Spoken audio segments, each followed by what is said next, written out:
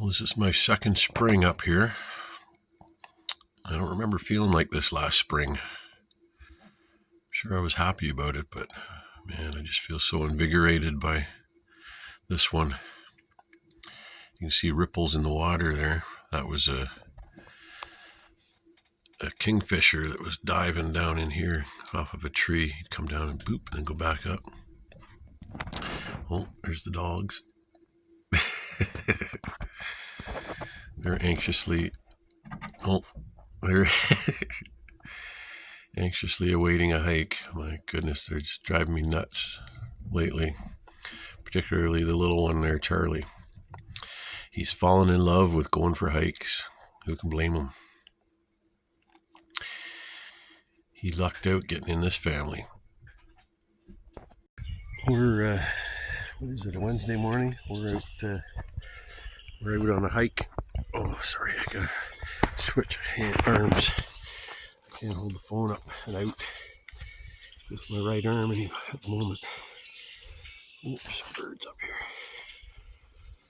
We just passed a bunch of blue jay feathers that were all tussled up. Something ate it. But yeah, we're probably about a half-hour drive or so from my cabin. We're on some crown land, and there's a series of trails out this way. It's called the Forgotten Trail System. I guess they did kind of get unmaintained and forgotten about, and at some point people started taking care of the trails again. So we decided to come out on it.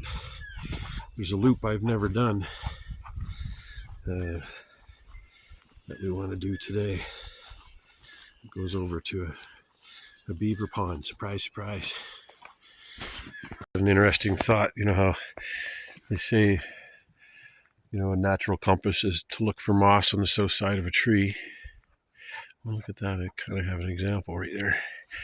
I was thinking if you're walking down a little drop in the land, I guess this has to be going north-south or close to it, but if you find a bank on one side full of snow and the other side clear, that means the sun's hitting that side. The sun's shining from the south, so that means that hill's south and that hill's north. There you go. That only works for in the early spring though. Well, looks like we won't have to worry about any ATVers past this point. That's good.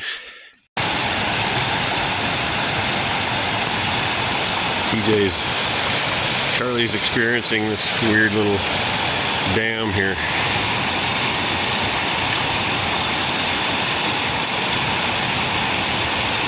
It used to be a beaver dam at one point, and then this is such a huge lake, they decided to shore it up more permanently. That's cute. I had to convince TJ to get down here. He's been on it before 2 or 3 times.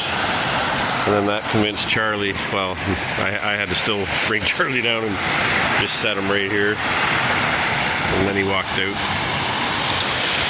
Yeah, this is a beautiful lake. So we missed the turnoff.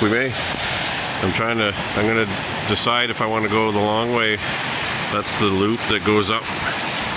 We're just gonna do it backwards, but hey, got all day. But I forgot my granola bars, but I did have a big breakfast. I'll have to come try some fishing over here. Well, that's quite a valley we just came up, and quite the hill. We made it out away from the lake. Now we're going up a mountain and heading back down southeast. I estimate it's going to be somewhere between a 3 and 4 hour hike. It's been an hour so far. Hopefully it's 3, but the bottom part where you start heading south west, mostly west. What do you call that? Southwest west? It's not straight. It takes a bunch of loops around. Looks like there's a bunch of wetland back there. One of the loops, one of the turns takes you over to the beaver pond. That's all I wanted to do was go over to the beaver pond. We're taking the back way. It's a big giant loop. I've always missed the turnoff. It's a lot sooner than I think. I hope it's still there. They show the whole trail on the map at the entrance. So, and actually I saw some footprints. So somebody's been around here. So I hate to have to turn around. This is quite the trail. Going up the waterfall here. Such beautiful scenery. Every time I make it up one rise, there's another one. We've still got a lot of up to do. Wow, that's going to be, there might be a site up there. That's a tall peak. Oh man, I wish I was feeling 100%. My legs are already a little wobbly, and we're lucky if we're a third of the way through, probably a little more than a third. But yeah, the trail keeps going that way. We're going around these peaks, I think, or by them anyway. But if I got up on top of that one, I'd be above these trees. I'd get to see all these mountains. You can just barely make out. Save that for another day. I didn't plan well. I packed water and a bunch of granola bars in lieu of deciding not to bring a lunch. I've just gotten away from long hikes, and I used to do that all the time. Bring a little lunch in my backpack, even like a can of chili and a little burner. But for whatever reason, I guess I just wanted to get out here. The day was wasting away. So yeah, on top of that, I decided, yeah, I'll just do the short hike over to the beaver dam, or the beaver pond I've never been to. Now we're going the opposite way and doing 3/4 of the hike to get there, the big loop. And yeah, should have brought the water. And I forgot to bring even one granola bar. And I've got like 6 of them sitting in the Jeep. We got a 3 or 4 hour hike ahead of us. God, hope that doesn't turn out to be true. I almost said 4 or 5. But yeah, I don't want to turn around. This is too gorgeous. We'll survive. It's all sitting in the Jeep. I can have a couple of granola bars when I get back. My goodness, this is gorgeous. Just these peaks. You know, we're climbing a bit. I might still get a bit of a view. Starting to be able to see mountains over there. Neat. Well, I think we're almost to one of the little loop-de-loos. Or we're close to it anyway. We seem to be hitting our zenith here, our apex. I can hear wind. I think it's going to be a lot windier on the other side. Cool. We're doing it.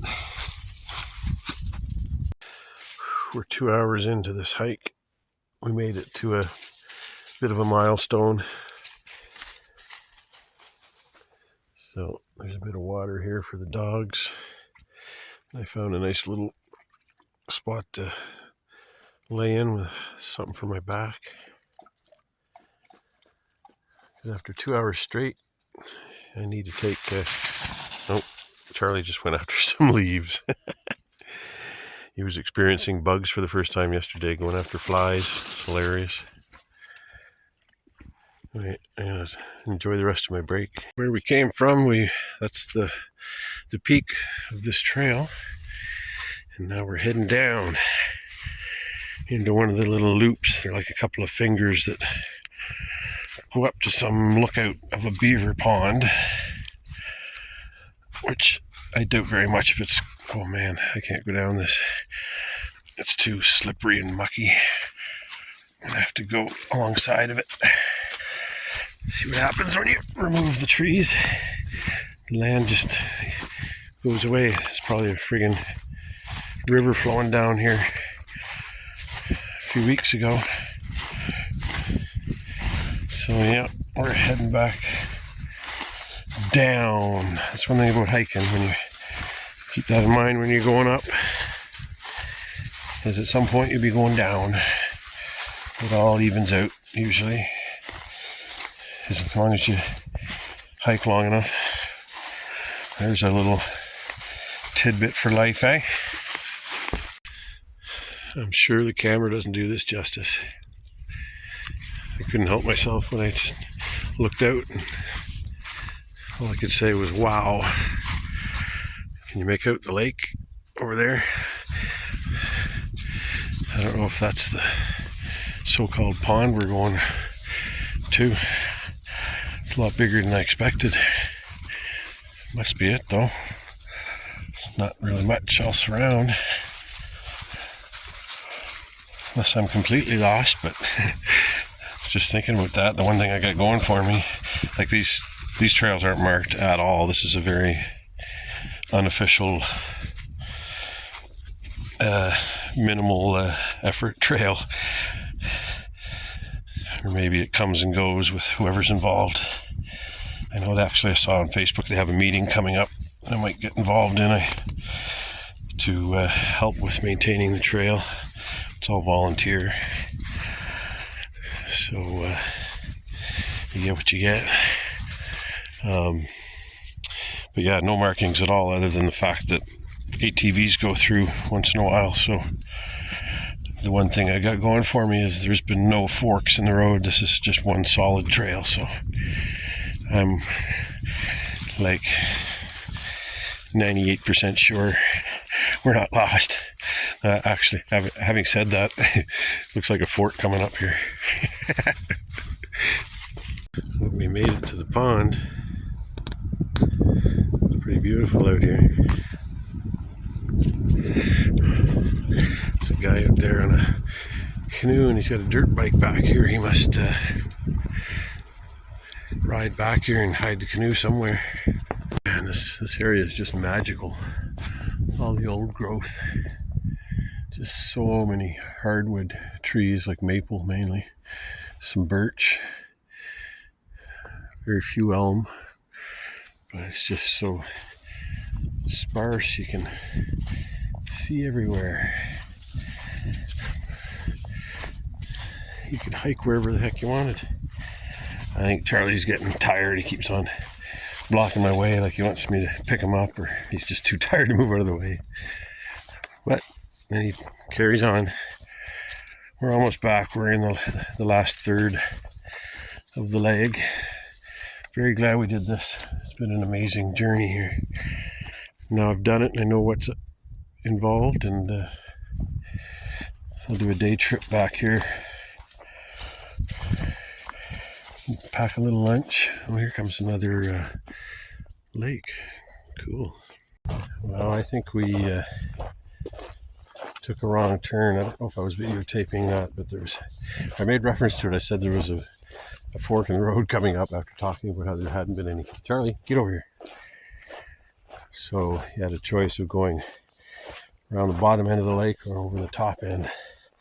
We chose the bottom end, and it took us straight down to a side road that came out onto this more main road. So now, unfortunately, we're walking on a road to get back to where we parked.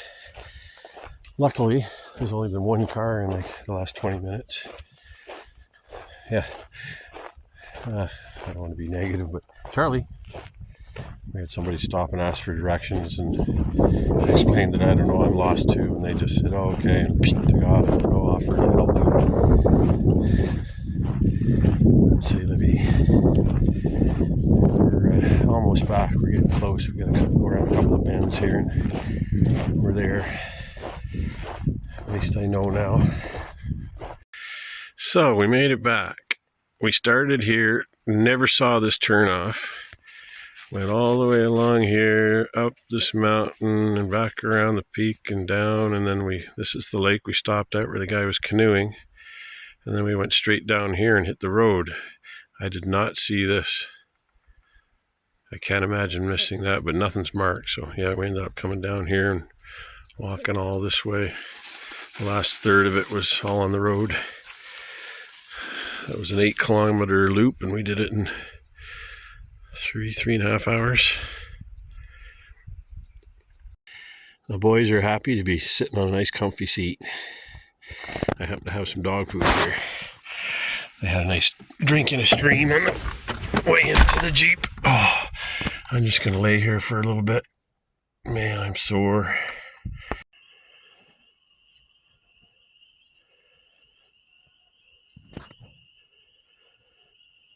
The pond's coming alive.